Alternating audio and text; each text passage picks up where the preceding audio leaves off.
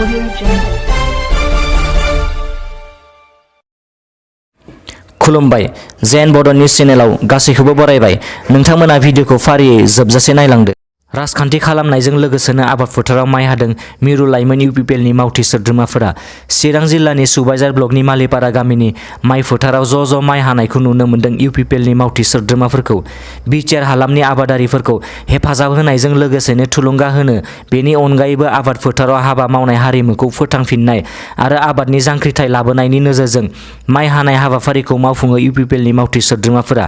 माइ फोथाराव मिरु लाइमोन इउपिपिएलनि लेङाइ आफादगिरि इरागदाव ब्रह्म, मिरु इउपिपिएल आइजो गांखंनि गाहाय नेहाथारि मर्सिदा बेगम, इउपिपिएल फार्मार्स सेलनि गाहाय नेहाथारि अमरजित बसुमतारीजों लोगोसे गोबां दैदेनगिरि आरो सोद्रोमाफोरा बाहागो लायो।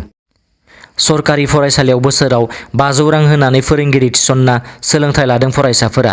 बे जाथाया नुजाथिदों चिरां जिल्लानि माजबारि माद्रासा एमइ फरायसालियाव। फरायसालियाव नांगौ बायदि गैया फोरोंगिरि। सानै फोरोंगिरिल' दङ। सानै फोरोंगिरिजोंनो फरायसालिखौ सालायनो गोनां जायो।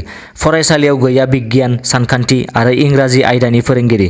बे फरायसालियाव दङ गासै 160 फरायसाफोर। फरायसाफोरा बुंदों बेफोरबायदि जेंनाया सरकारनि नोजोराव गोलैया। बेनिखायनो फरायसाफोरा बोसोराव 500 रां होनानै फोरोंगिरि थिसननानै सोलोंथाइ लानो गोनां जाबाय। मध्य प्रदेशनि जबलपुराव मोनसे गिख्रंथाव आरो मुगैथाव रादाब लानानै फैदों। मध्य प्रदेशनि अभिजीत पाटीदारआ शिल्पा शर्मा मुंनि आइजोखौ मोजां मोननायाव थगायनायनि थाखाय इनायै गोदोना हास्रोदनानै बुथारदों। बिनि उनाव बियो हुमखि होनाय भिडिअखौ ससियेल मिडियायाव गावनो भाइरेल खालामो। लादाखनि कारगिल जिल्लानि जम्मु मस्जिदाव हरखाब अर खामदों। अर खामनानै जम्मु मस्जिदआ गोबां खहा जादों। अर खामनायाव सुबुंफोरनि गेजेराव दावराव-दावसि सोमजिदों। खौरांखौ मोननानै रैखाथि हान्जा, पुलिस बिफान, अर खोमोरग्रा आरो इमारजेन्सि बिफानआ अर खामनाय जायगायाव सौहैयो। अर खामनायखौ सामलायनो थाखाय गुबुन जायगानिफ्राय अर खोमोरग्रा गारिखौ लिंहरबावनांदों। नलबारि बानिकुसियाव गंसे कारनि गिख्रंथाव जाब्रबथाय। बे जाब्रबथायाव 4 सुबुङा जिउ गोमानांदों आरो 4 सुबुङा गोब्राबै जखम जादों।